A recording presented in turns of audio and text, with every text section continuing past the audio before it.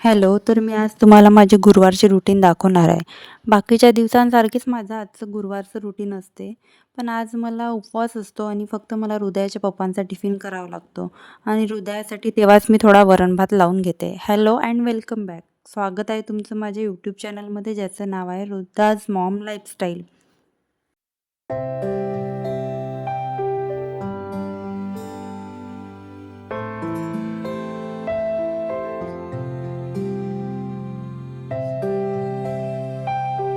तर मी काय केलं, सकाळी उठली आणि स्वयंपाक वगैरे करून भांडे वगैरे सगळे आधी घासून घेतले आणि अंघोळ वगैरे पण करून घेतली. आज गुरुवार आहे म्हटलं पूजा पण करायची आहे आणि कपडे पण आज थोडे जास्त होते तर कपडे आधी धुवून घेतले, कारण जर लेट कपडे धुतले तर कपडे वाळायचा प्रॉब्लेम राहतो.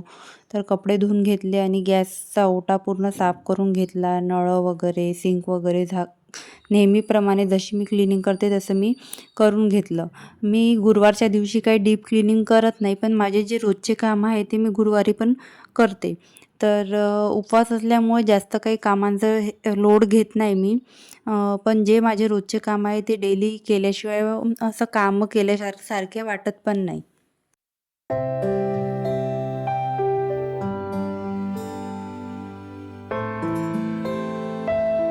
आणि या हृदया पण थोडी चिडचिड करत आहे. तिला पण बरं नाही आहे आणि ताप तर नाही आहे तिला. ताप तर चढून आला नाही आज आणि काल पण औषध दिली तेव्हापासून तिला ताप चढून आला नाही आहे.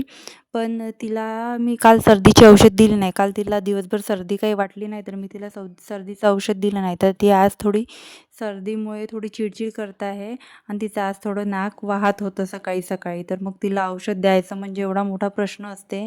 मग मी कसंबसं तिला औषध दिलं. एवढे नाटकं असते तिचे औषध घ्यायच्या वेळेस. मग तिला पकडून ठेवलं आणि दोन्ही हात तिचे पकडावं लागते आणि तिला औषध द्यावं लागते. मग तिला असं करून औषध देऊन दिलं आणि भांडे वगैरे माझे झाले आहे घासून. गॅस ओटा पण माझा क्लीन झाला. माझ्या फरच्या पुसायच्या बाकी होत्या आणि देवपूजा आणि माझ्यासाठी थोडं मला साबुदाण्याची खिचडी बनवायची होती. तर म्हटलं ते पटकन बनवून घेते, कारण हृदयाचा काही आज मूड मला बरोबर दिसत नव्हता. चिडचिड करत होती.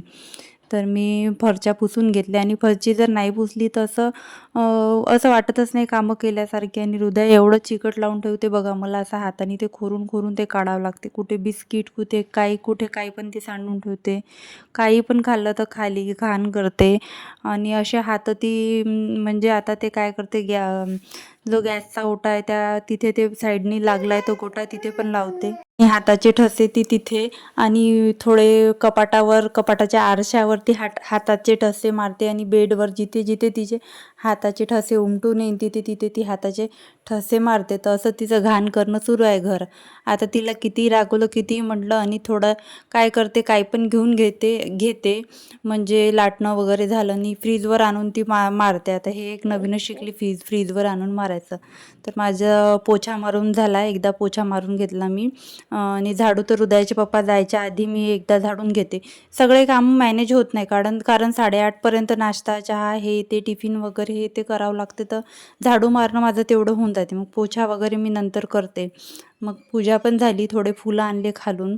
फुलं तर मिळतच नाही, विकत आणावं लागतं. पण जेवढे आज फार मिळाले तर मी फुलं घेऊन आली इथे.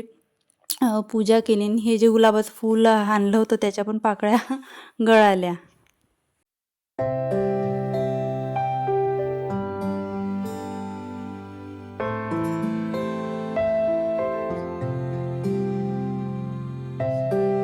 देवपूजा झाली, लगेच तुळशीची पण पूजा करून घेते. म्हटलं पाणी, फूल आणि हळदी कुंकू लावून थोडी अगरबत्ती लावून. इथे ही प्लॅस्टिकची कुंडी मला चेंज करायची आहे, पण मला सिरॅमिकची कुंडी काही भेटलीच नाही. मी खूप बघितली. बघू आता जेव्हा भेटली तेव्हा मी नक्कीच घेईल. आणि माझं असं आहे की मला ही एवढी माझी छोटीशी भिंत आहे गॅलरीची, तेवढ्या जागेत माझी तुळशी मावली पाहिजे. कारण मग हृदया पण तिचं पण माती खाणं, खेळ करणं सुरू होऊन जाते आणि तुळशीचे जर पानं तोडून तिने खाली फेकले तर मला चांगलंच नाही वाटणार, कारण इतकी छान माझी तुळस झाली आहे. खूप छान दिसते आणि तिला असं आहे की खाली झाडाचे पानं दिसले तर ती नुसते झाडाचे पानं तोडून ठेवते. त्याच्यामुळे मग मला तुळशी वरच चांगली वाटते.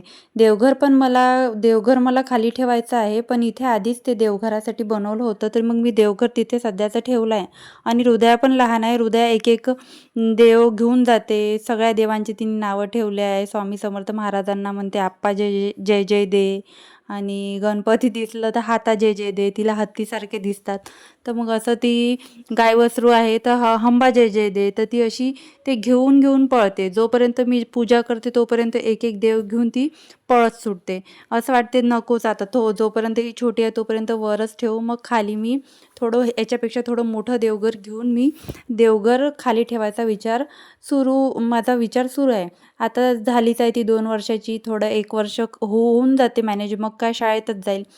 मी आली किचनमध्ये आल्याबरोबर दाणे टाकले कढईमध्ये आणि दाणे भाजून घेतले आणि मला साबुदाण्याची इथे खिचडी बनवायची आहे. तर खिचडीसाठी मला बटाटे आणि मिरची लागत होती. तर मिरची आणि बटाटे मी कापून घेतले आणि थोडं दाण्याचं कूट करून घेतलं.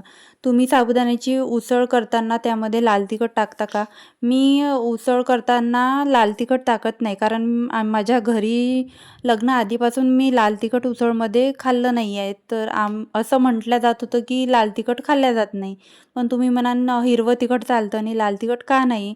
तर ते यामुळे जेव्हा आपण लाल तिखट दळतो तर त्यामध्ये आपण धने वगैरे, कोणी जिरं वगैरे टाकतं, मीठ हे ते, तर त्याच्यामुळे पण लाल तिखट चालत नसेल, हे त्याच्यामागे कारण असू शकते. त्यामुळे मी फक्त हिरवी मिरचीच टाकते. तर तुम्हाला माझे व्हिडिओ आवडतात का? आणि तुम्हाला जर माझे व्हिडिओ आवडत असेल तर व्हिडिओला एक लाईक आणि चॅनलला सबस्क्राईब करायला विसरू नका. तुमच्या एक लाईकमुळे मला असे नवनवीन व्हिडिओ बनवायला प्रोत्साहन मिळते. तर माझा इथे आलू शिजला आहे. आलूमध्ये मी थोडं मीठ टाकून ते शिजायला ठेवले होते. शिजून झाल्यावर मी त्यामध्ये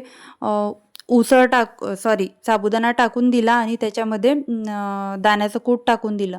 आता परत हे मी एकदा परतून घेईन आणि परतून झाल्यावर साबुदाण्याला छान वाफेवर झाकण ठेवून शिजून घेईन.